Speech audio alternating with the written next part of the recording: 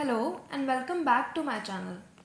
Today we are diving deep into the fascinating world of human anatomy. In this video we will be exploring the anatomy of one of the most crucial organs in our bodies, that is the thyroid gland. We will cover its location, structure, function and more. So let's get started. To begin, let's talk about what the thyroid gland is and where it's located in the body.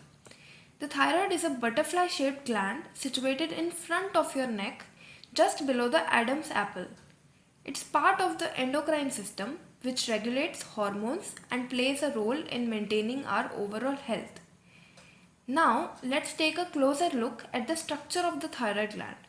The thyroid consists of two lobes, right and left, connected by a narrow band of tissue called isthmus.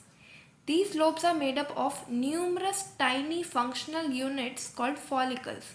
Inside these follicles, you will find a special type of cell called thyroid follicular cells.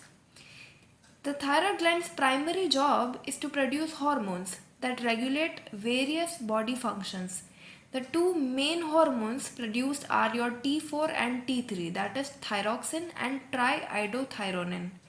These hormones play a crucial role in regulating metabolism, energy production, and the growth and development of the body. But how are these hormones produced and regulated? The process begins in the hypothalamus, which releases TRH, that is your thyrotropin releasing hormone. This hormone then stimulates the pituitary gland to release thyroid stimulating hormone, that is your TSH, which in turn prompts the thyroid gland to produce T4 and T3. It's an intricate feedback loop. Unfortunately, the thyroid gland isn't always in perfect working order. Your thyroid disorders are common and can lead to various health issues. Some of the most common disorders include hypothyroidism, that is your inactive thyroid, and hyperthyroidism, that is your overactive thyroid. We will explore the symptoms and causes of these disorders in part 2.